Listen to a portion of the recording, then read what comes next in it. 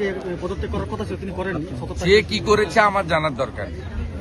দেখুন, যারা ইসলাম মানেন তারা মসজিদ বানাবেন, হিন্দুরা মন্দির বানাবে, খ্রিস্ট ধর্ম যারা মানেন তারা গির্জা চার্চ বানাবেন, শিখ যারা তারা গুরুদ্বারা বানাবেন, এতে আপত্তি নেই। কিন্তু নামকরণে আপত্তি আছে। ন্যায্য ভোটারের ফর্ম নামকরণে আপত্তি আছে। মোগল পাঠানরা ভারত দখল করতে এসেছিল, অত্যাচার করেছে, জোর করে ধর্ম পরিবর্তন করেছে, মন্দির ভেঙেছে, মা বোনেদের ইজ্জত লুটেছে। অতএব বাবরি নামকরণে আমাদের প্রত্যেকটি রাষ্ট্রবাদী ভারতীয়র সে যে ধর্মরই হোক আপত্তি আছে।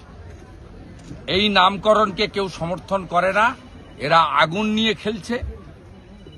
এবং আমি আপনাকে আগাম পূর্বাভাস দিচ্ছি, পশ্চিমবাংলায় হিন্দুদেরকে বোকা বানানোর জন্য লোক দেখানো সাসপেন্ড হয়েছে।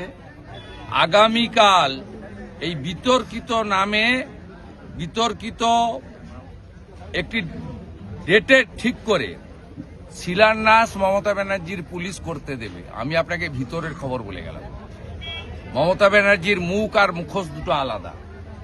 আপনি মিলিয়ে নেবেন কালকে এতটার সময়। এবং আমরা যারা রাম ভক্ত, আমাদের আগামীকাল 6ই ডিসেম্বর শৌর্য দিবস। আমরা শৌর্য দিবস পালন করব প্রত্যেকটি হিন্দু, এবং আগামীকালকে কলকাতাতে শৌর্য দিবস পালনে অংশগ্রহণ করব। সংসদে আজকে যারা তৃণমূলের সংসদ তারা কিন্তু আন্দোলন করতে, তারা আজকে প্রতিবাদ জানাচ্ছেন বাংলাকে বঞ্চনার প্রতিবাদে। কি বঞ্চনা? বাংলাকে বঞ্চনা কোনো কিছু হিসাব নেবেন আপনি? দেখাতে পারবেন? 2 মিনিট টাইম লাগবে আমার।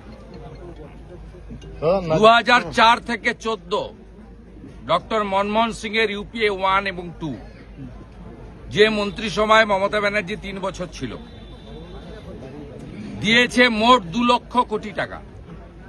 2014 থেকে 2024-এর 31 মার্চ পর্যন্ত নরেন্দ্র মোদীজির সরকার পশ্চিমবঙ্গ সরকারকে দিয়েছে 8 লক্ষ কোটি টাকা। আমি শুধু দুটো স্কিম আপনাকে বলে যাচ্ছি, সময় নেই অতক্ষণ ধরে বলবো না। এক হচ্ছে ইন্দিরা আবাস যোজনা, 2004 থেকে 14 কংগ্রেস ইউপিএ 1 এবং 2, 4,664 কোটি টাকা। প্রধানমন্ত্রী আবাস যোজনা 2014 থেকে 2023 পর্যন্ত নরেন্দ্র মোদীজির সরকার পশ্চিমবঙ্গ সরকারকে দিয়েছে 30,000 কোটি টাকা। মানরেগা এত চুরি করেছে, ধরা পড়েছে চোর। 2004 থেকে 14 454 কোটি টাকা।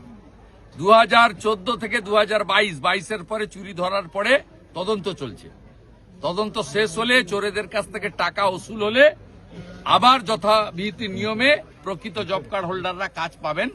ও বিজেপি এলে 100 দিনের কাজ তো দেবেই, 200 দিনের কাজ দেবে।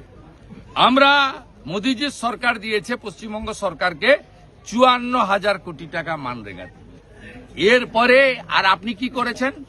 61টা রেল লাইনের জমি দেননি। আলিপুরদুয়ারে পরিবর্তন সংকল্প সভায় নরেন্দ্র মোদী বলেছেন, জমি দিন 91,000 কোটি টাকা আমার কাছে আছে, আমি 61টা নতুন rail line, double line, broad gauge line করতে চাই পশ্চিমবঙ্গে। কি করেছেন আপনি? মালদা, বালুরঘাট, পুরুলিয়া, কুচবিহার এয়ারপোর্ট কমপ্লিট করার জন্য প্রয়োজনীয় জমি, এখানে ঝররা এই জমি কমপ্লিট করেননি। আপনি কি করেছেন? পশ্চিম মেদিনীপুরের কলাইকুণ্ডায় 37 একর জমি দরকার এয়ারপোর্ট চালুর জন্য, আর্মি এনওসি দিয়েছে, দেননি। হাসিমারাতে 25 একর জমি দরকার, দেননি। আপনি সিপোর্ট বানানোর জন্য ডিপ সিপোর্ট কুলপিতে জমি চেয়েছিল সাগরে, আপনি জমি দেননি। আপনি ভারত সরকারের আয়ুষ্মান ভারত চালু করেননি, পাশে ঝাড়খণ্ড চলছে, ওটা বিজেপি সরকার, এনডিএ সরকার নয়। আয়ুষ্মান ভারত চালু করতে দেননি। আপনি ওবিসি এবং এসসিরা যারা হাতের কাজ করে, কামার কুমার, লোহার, কুম্ভকার, স্বর্ণকার, মালাকার, যারা হাতের কাজ করে, এখানে পুরুলিয়াতে অনেক শালপাতার কাজ করে, কেন্দু গাছের পাতা থেকে কাজ হয়, বেতের কাজ হয়, অনেক অনেক হাতের কুটির শিল্প করে। বিশ্বকর্মা যোজনা গোটা ভারতবর্ষে চালু হয়েছে, 8 লক্ষ পিটিশন পড়ে আছে ডিএম এর কাছে, আপনি চালু করতে দেননি কেন? উত্তরগুলো আপনাদের দিতে হবে, উত্তর দিতে হবে। উজালা 3 কেন চালু করতে দেননি? 400 টাকা কম দামের গ্যাস মোট 11 কোটি লোক পায় ভারতবর্ষে, তার মধ্যে 1,29,00,000 পশ্চিমবঙ্গের মেয়েরা পায়। উজালা 1-2 দিয়েছিলেন, উজালা 3 যখন নরেন্দ্র মোদীজি আরো 25 লাখ মেয়েকে দিতে চায়, তখন গ্রাহক বিতরণ কেন্দ্রে পিটিশন পড়ে আছে, আপনি ডিএমদের বলে দিয়েছেন রেকমেন্ড করতে না।